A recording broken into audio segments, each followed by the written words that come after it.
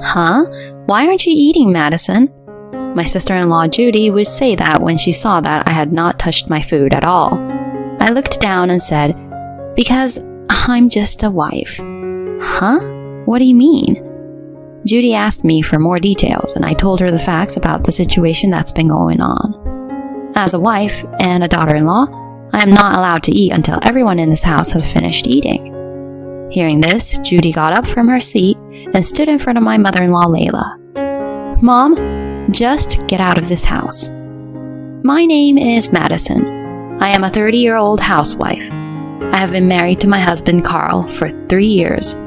I am currently busy raising our 2-year-old child and working part-time. But my husband and I get along very well, and we enjoy watching our cute child grow up together. My husband works hard every day and earns enough for the family. I think my relationship with my husband is good because I can respect him in that way. We are living happily like that, but I have one problem. And that problem is my mother-in-law, Layla. Our house is very close to our parents-in-law's house, and it only takes about 10 minutes to get there by walk. Therefore, my mother-in-law calls me over for her own convenient reasons. She asks me to do things for her, such as finding the remote control for the TV, washing the dishes because they are piling up, or doing something for her because she doesn't know how to use her smartphone. She treats me like a handyman or her personal housekeeper. I can forgive her for doing this if this happens once in a while. However, Layla calls me almost every day, sometimes twice in one day. To be honest, it's a huge hassle. Besides, Layla is not in need of nursing care, nor is she physically disabled. She is perfectly healthy. That's why I would like her to take care of all these things by herself. However, Layla does not care about such things and calls me over to her house and uses me while bullying me around. By the way, unlike Layla, my father-in-law Nathan is very kind. However, Layla always calls me over when Nathan was not around. And before Nathan would come back home, she would force me out of her house. Since she was so persistent and it was hard to deal with her every time, I discussed my husband about it. My husband immediately warned Layla about it, but she then vehemently objected, saying, "I didn't do anything that mean." And she was furious and protested against what my husband was saying to her. She refused to admit that she had been abusive or bullying me. My husband was troubled by this, and all he could do was to say, "Just don't hurt my precious wife." However, Layla continued to call me up and do the same thing over and over. I wanted to discuss about it to my husband again, but he had recently been promoted, and his work has become much busier. He has been working overtime more and more, and he's exhausted every day, so I honestly cannot put this burden on my husband. Therefore, I stayed quiet and endured Layla's treatment towards me. Over time, Layla's bullying gradually became more and more severe. It used to be just a little thing, but nowadays I was physically exhausted because of her demanding requests. I had to do all the housework at my parents-in-law's house, and even for Layla's friend's birthday celebration, I had to go to the city to buy some meals for the party. I am exhausted every day, and I am always Layla's slave on the days I don't have a part-time job. And seeing this, Layla seemed to enjoy controlling me, always grinning and happily ordering me around. And she would often ask me to make her lunch, and when I made one for myself as well, she suddenly became angry. "Why are you eating at the same time as me?" "Excuse me? Don't you know how to respect your elders? I'm the boss of this house. You are just a daughter-in-law and just a wife. You are not allowed to eat without my permission." No way. In the end, I had no choice but to accept her unreasonable instruction. What I made at that time was pasta, but Layla ate it slowly on purpose. And when I finally got to eat, the pasta had stretched so much, and plus, it was cold. I was nothing but a slave, being treated like a slave and not being able to eat my meals without Layla's permission. I didn't need to be treated to the point where I'm suffering if I'm just taking care of Layla. I thought so and made up my mind that I would never go to her house, no matter what she said to me. But then, Nathan became sick, and he needed nursing care.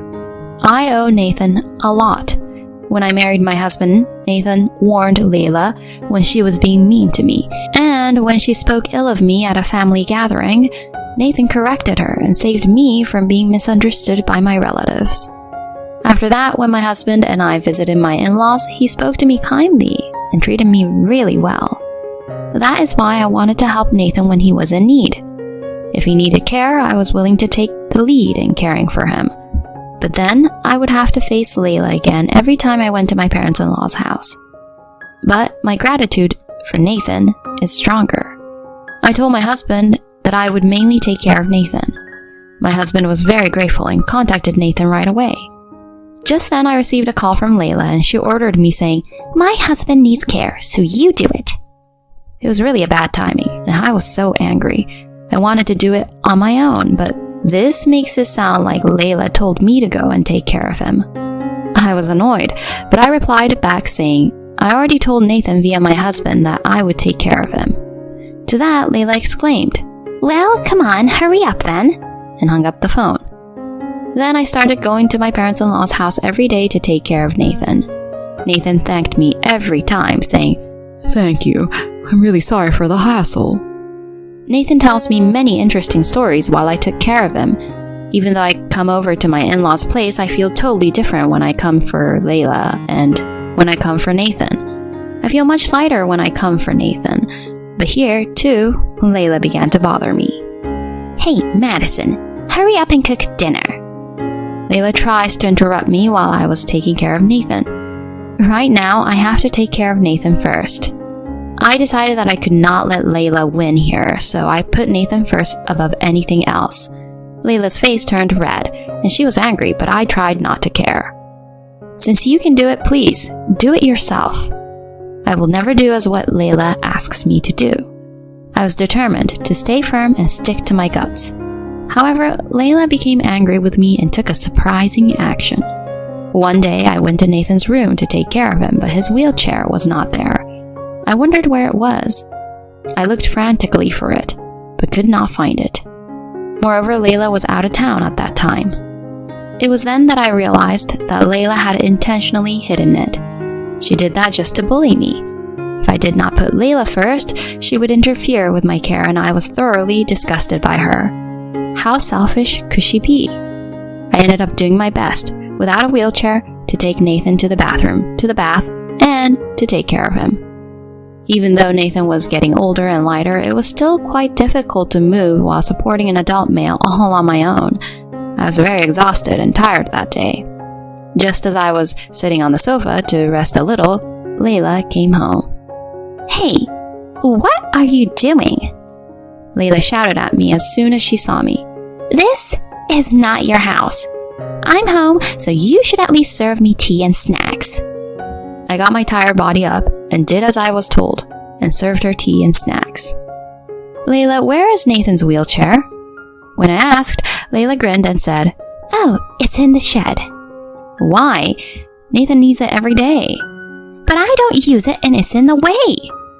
If you want to use the wheelchair, you need my permission. I have the keys to the shed."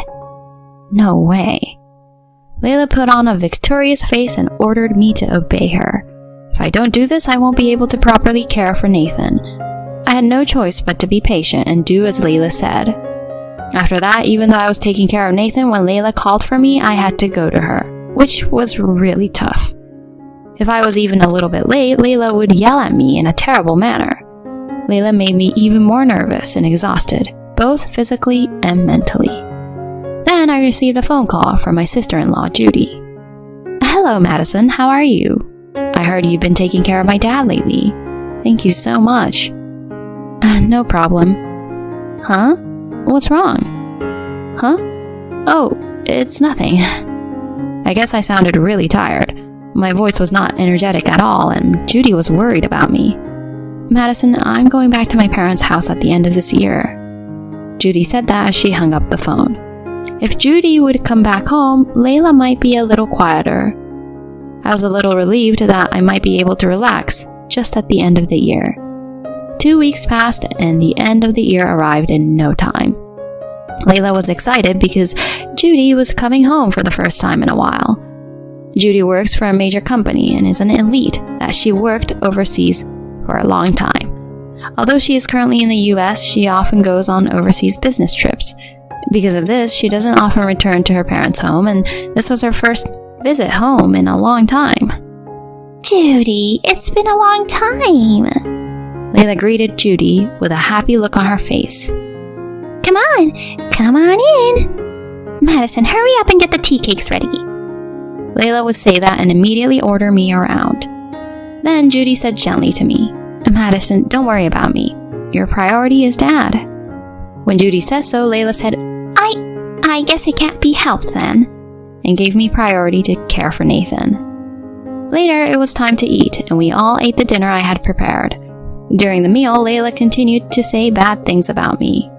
This dinner is so boring, isn't it? Since Judy came home, you should have made it more grandeur. I'm sorry. When I apologized, Judy came to my rescue again. I can't eat many of the things that are sold as pre-made food in supermarkets. I'm glad that today's dishes are all things I want to eat. When Judy said this, Layla frowned and got silent. Nathan seemed happy to see Judy for the first time in a while and said, Let's have a drink today. I brought a beer and put it in front of Nathan. Thank you, Madison. It's great of you to always be so quick and caring. Nathan complimented me and I was happy. Seeing this, Layla didn't like it and said, How annoying. That's how you try to get people to like you. And complained once again. Layla ruined the nice mood by saying that, and I kept getting irritated with her. By the way, my husband had to attend a party at his company and is scheduled to come over to my parents-in-law's house later this evening. So my husband is not here right now. If my husband were here, he and Judy would immediately warn her. However, since my husband is not here, Layla took this opportunity to bully me. That's when Judy seemed to notice something. Huh? Why aren't you eating, Madison? Judy said this when she saw that I had not touched my food at all. I looked down and said, Because I'm just a wife. Huh? What do you mean? Judy asked me for more details and I told her what was going on. As a daughter-in-law and a wife, I'm not allowed to eat until everyone in this house has finished eating. What the heck? Wait a minute, Mom. What's the meaning of this? When Judy asked Layla about it, she said this as if it was a normal thing. Of course. She's just a daughter-in-law and just a wife, so it's only natural, right? A wife eats only after her husband's family has finished eating. Hearing this, Judy got up from her seat and stood in front of Layla. Mom, just get out of this house. What? Layla's eyes widened when she heard Judy say that. What's with you all of a sudden? Both Madison and Dad have reached their limit with that attitude of yours, Mom. Saying that, Judy shoved the divorce papers in front of Layla. Huh? What do you mean? Why is there Nathan's sign on it? When Layla was surprised, Nathan opened his mouth. Judy brought this for me, and I signed it just now. Why do you want a divorce? That's because you've been skipping out on taking care of me all these years and pushing everything on Madison, isn't it? You've been talking terrible things about me while I've been sleeping, and I've been recording all of it, you know? What? Apparently, Nathan had a voice recorder tucked under his pillow and recorded the bad things Layla was saying about Nathan. He then contacted Judy and reported it to her and asked her to help him divorce with Layla. So that's why Judy came here today. Madison, I am really sorry for all the trouble I have caused you. I'm going to kick her out of this house for good now. And I'll sell this house and use the money so I can get into a nursing facility. Nathan. When he said this, Layla's face turned pale. No way! If you divorce me now, what am I supposed to do?